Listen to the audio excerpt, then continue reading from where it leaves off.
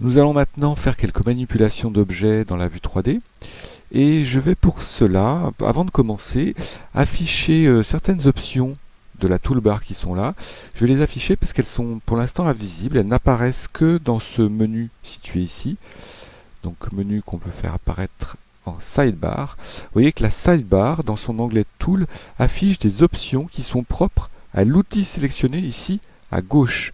Et ces options, j'aimerais qu'elles soient affichées dans l'entête. Je vais donc le demander à Blender. Je vais faire un clic droit sur n'importe quel bouton de l'entête et je vais aller dans Header et lui demander Show Tools Setting. Il s'agit absolument exactement de la même information qu'on retrouve ici dans la sidebar, mais je vais du coup pouvoir faire View Sidebar pour replier cette sidebar. J'ai donc ici une série d'options qui sont propres à l'outil en cours d'utilisation. C'est donc une zone contextuelle.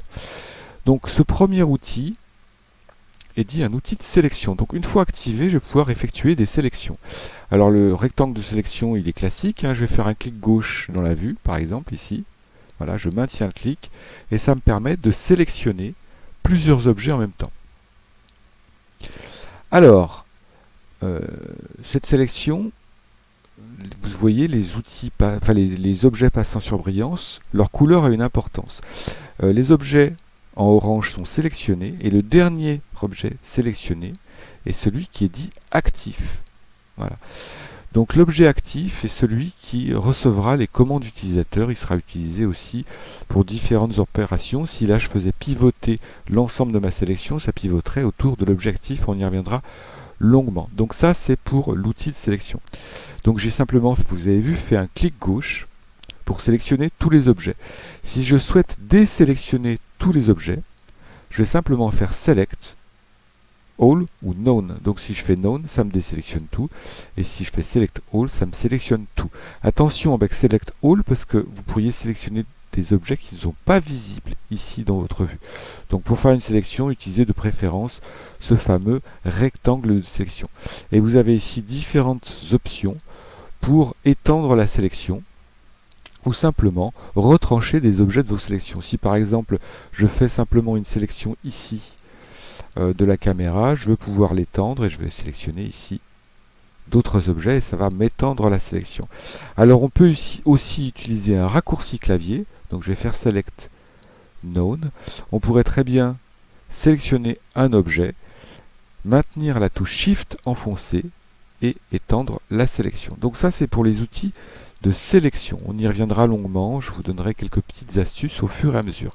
Pour rappel, le clic gauche permet de sélectionner n'importe lequel objet et bien sûr la touche Shift permet d'étendre la sélection par clic gauche et le dernier objet sélectionné sera l'objet actif. Donc ça c'est pour la base des sélections.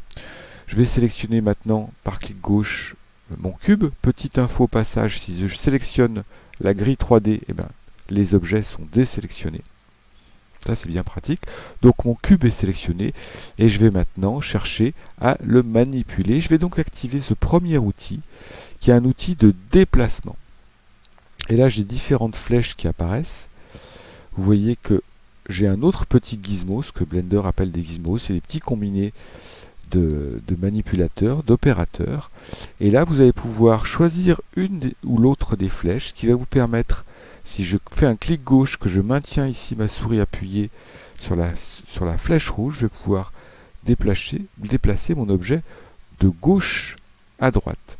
Je vais bien sûr pouvoir aussi le déplacer de haut en bas si je clique sur la flèche bleue et le déplacer d'avant en arrière si je clique sur la flèche verte.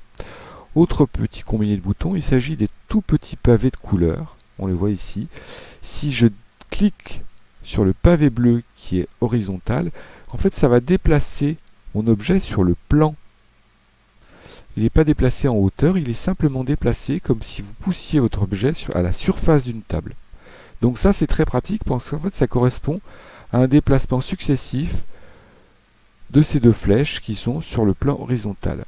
Je pourrais, avec ce carré rouge, déplacer l'objet sur un plan vertical et avec ce carré vert, déplacer l'objet sur un plan vertical également, un peu comme si vous déplaciez un post-it le long d'un mur ou un objet qui serait calé sur un mur. Et si vous souhaitez annuler les déplacements de l'objet, et bien on va passer à un autre menu qui est Object, Transform, et là, ou Clear plutôt, excusez-moi, vous allez faire Clear, Location, Orientation ou Scale, ce qui va permettre d'effacer les opérations de position, de rotation ou d'échelle. Alors puisque je n'ai fait que déplacer mon cube, je vais faire Clear, Location. Alors cet outil, vous l'avez vu, correspond à un outil qui est Move. Vous le retrouvez ici, Move, et vous aurez ici les raccourcis clavier. Alors on reviendra plus tard sur les outils de transformation des objets à l'aide des raccourcis clavier, ce qui peut être très très utile et vous faire gagner beaucoup de temps. Pour l'instant, je vais m'attacher aux outils qu'on trouve ici dans cette toolbar. Encore une fois, on les retrouve ici dans Object Transform. Deuxième outil de transformation, c'est l'outil qui va vous permettre d'effectuer des rotations. Donc encore une fois, on a des combinés. Donc l'axe rouge qui permet d'effectuer une rotation uniquement autour de l'axe X, l'axe bleu pareil, et l'axe vert qui va vous permettre d'effectuer des rotations sur uniquement cet axe vert qui est dit l'axe Y. Alors précision très très importante sur le repère, vous le remarquez ici, j'effectue une transformation dans le repère de la vue 3D qui n'est plus celui de l'objet. Je vais donc tout de suite ici aller dans l'entête et changer mes manipulations. Pour l'instant, elles sont dans un repère global. Je vais passer ici dans un repère local. Et là, vous le voyez ici, l'orientation du repère pour l'objet a changé et je manipule bien mon objet dans un repère qui est dit local et non plus global. On y reviendra longuement parce que c'est une opération qu'il est très utile de savoir maîtriser. Et si je veux annuler mes rotations, je vais bien sûr faire Object, Clear, Rotation. Ça, c'est pour les manipulations de base, donc déplacement, rotation. Je vais activer un autre outil, et vous remarquez que tant que je n'ai pas activé tel ou tel outil, l'outil activé ici reste actif. Et là, j'ai d'autres petites manipulations possibles. Donc, sur l'axe bleu, je vais étirer mon objet vers le haut. L'axe vert, donc le fond de scène, je vais étirer mon objet dans ce sens. Ça va donc me permettre de faire varier l'échelle de l'objet sur l'un ou l'autre de ces axes. Et si vous voulez avoir une variation sur l'ensemble des axes, eh bien vous allez pointer votre souris sur le cercle blanc et faire varier l'ensemble de l'échelle sur tous les axes. Alors, ce petit axe blanc, vous l'avez sans doute remarqué, il existe sur les autres outils de manipulation. Si j'active ici l'outil pour l'orientation, je vais pouvoir orienter mon objet sur un axe qui est perpendiculaire à votre vue. Donc imaginez une ligne qui parte de vos yeux jusqu'au fond de la vue. Là, l'objet est orienté sur cette ligne. Et bien sûr, vous pouvez faire la même chose ici en activant le petit cercle blanc en mode déplacement et vous allez pouvoir déplacer l'objet sur un plan qui est perpendiculaire à votre vue, donc comme si vous le preniez dans vos mains face à vous et que vous le déplaciez de gauche à droite.